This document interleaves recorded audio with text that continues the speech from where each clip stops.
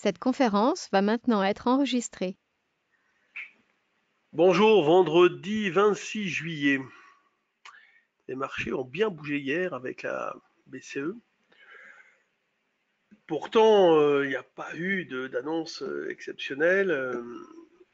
Elle n'a pas baissé ses taux directeurs, mais c'était quand même attendu. Bon, il y en a toujours qui espéraient une baisse des taux, mais franchement, il y avait peu de chance. Euh, Elle a un peu modifié sa communication et elle s'offre en fait toutes les marges de manœuvre possibles et inimaginables. Donc, c'est ce que normalement le marché aime. Et hier, la baisse, elle s'est faite en trading algo essentiellement, avec des débouclements de positions spéculatives. Il y avait beaucoup d'attentes sur les marchés. En fait, il faut que vous imaginiez, c'est la grande confusion. Les idées fondamentales sont plus en logique avec la réalité, avec l'économie, avec un environnement qui est totalement différent de celui qu'on a connu durant les 30 dernières années même, enfin qu'on n'a même jamais connu. Donc en tout cas, pour septembre, elle baissera normalement ses taux euh, et voilà, elle est prête à agir sans, sans équivoque à ce niveau-là. Donc il n'y a pas de quoi modifier la psychologie du marché. Bon, en attendant, il est pas mal bougé, il est revenu en arrière.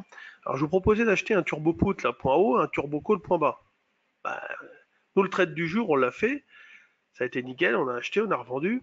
Alors, je sais plus si, quand je vous en avais parlé, non, le marché n'avait pas démarré, on était à moins 5. Ouais, moi, j'ai acheté vers... hier, j'ai acheté vers 16 ou 6. Non, 16. J'ai acheté à 16, donc on a acheté à 16 vers midi et demi. Bon, évidemment, avant, on a fait d'autres trucs, mais le principal, c'était 16, et puis donc, on était vendeur dans la reprise.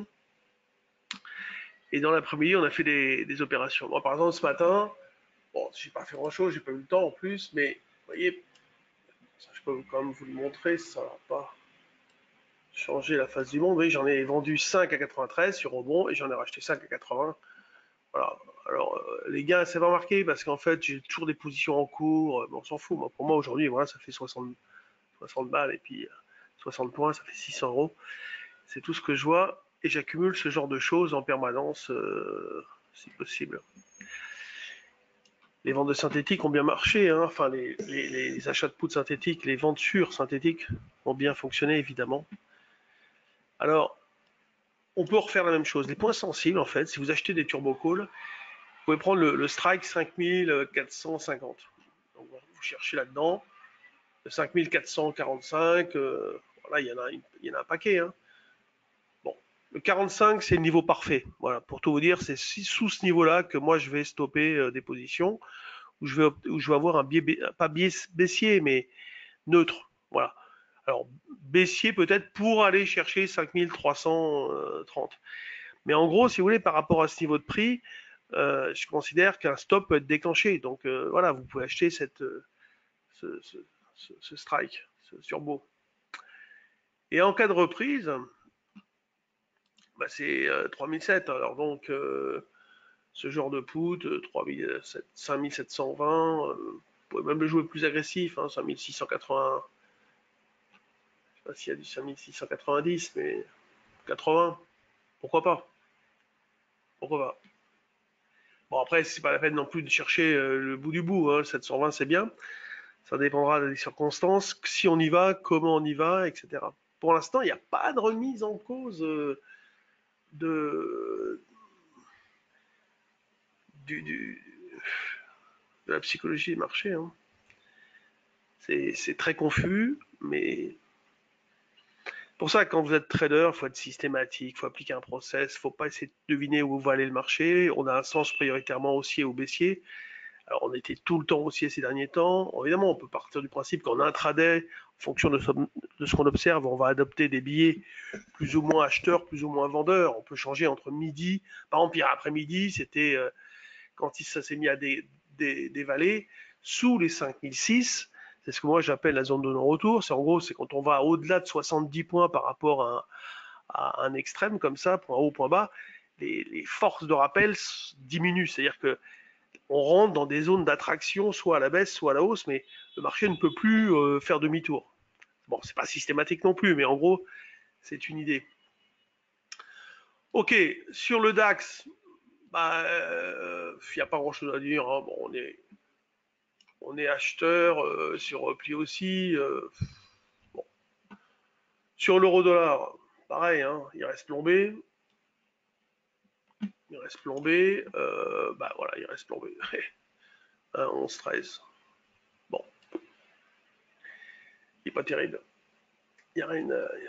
Je vends toujours sur l'euro-dollar.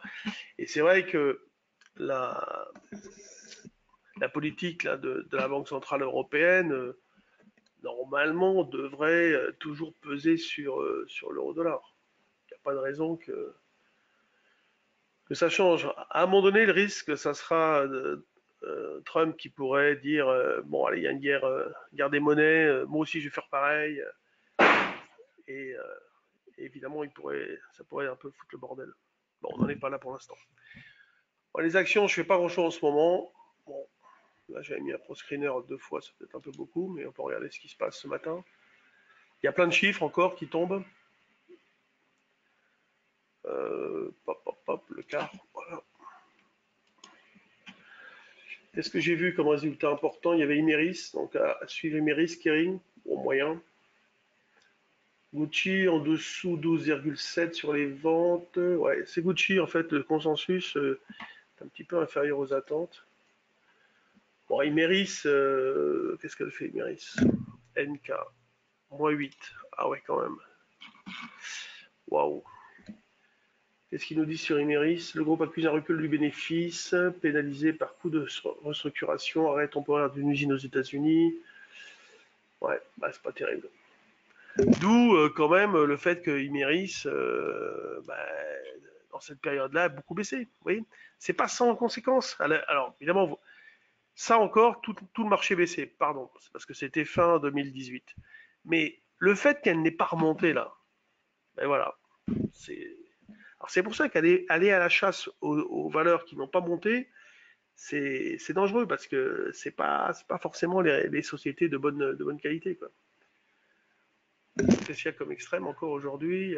Bon, Kérus.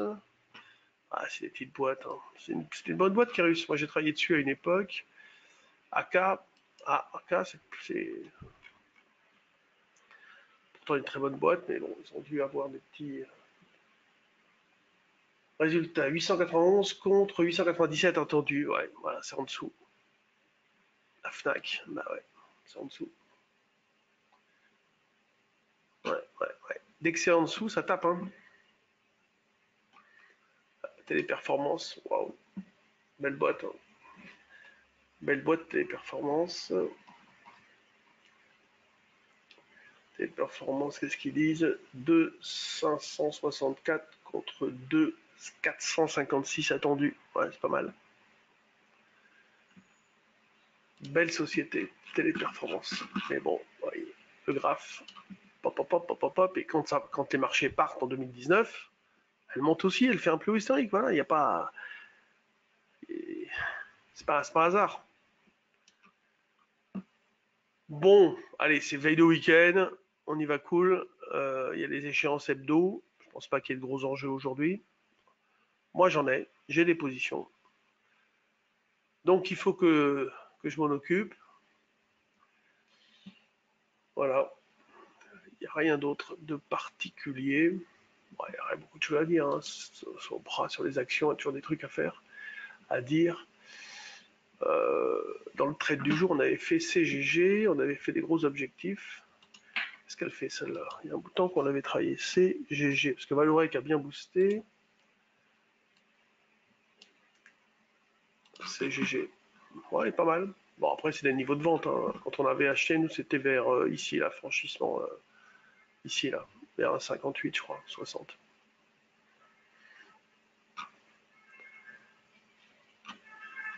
Sur le CAC, je suis placé, allez, je vous le dis, 66. Regardez. Regardez le point bas. 66,5. Bon, ben, le trade du jour, c'est 66,5 marqué. Donc c'est nous qui avons stoppé le marché. Voilà, c'est tout, c'est comme ça. Comme il y a quand même pas mal de monde à table. Voilà, 66,5. Si vous vous renseignez sur quel est le niveau que j'ai marqué dans le trade du jour, eh bien c'est 66,5. Voilà, on a fait acheter ici. Alors, moi après je propose des objectifs, 80, 90, etc. Mais il y en a, ils jouent 66, 77, ils ont déjà payé l'abonnement. Hein. Le nombre de fois où on fait le point bas, le point haut, c'est pas un hasard. Et ce matin, on l'a fait encore. Hier, c'était 16. Dans la première phase de baisse, on a fait 14. Vous voyez. C'était pas mal. Bon, allez, bonne journée. Et puis, soyez peut-être prudents en ce moment. C'est pas la grande initiative. Il y a un truc à faire dans des replis comme ça, c'est d'acheter des calls. Parce qu'on reste haussier. Donc, si vous hésitez à acheter des futurs, achetez des calls. Voilà. Turbo call, des trucs intelligents. Évidemment, en général, on ne dépasse pas 5% de son avoir. Hein. Voilà. Allez, bonne journée, bon week-end, à lundi. Je ne sais pas si lundi Mathieu sera là ou si ce sera moi. Mais nous serons avec vous lundi. Allez, bye.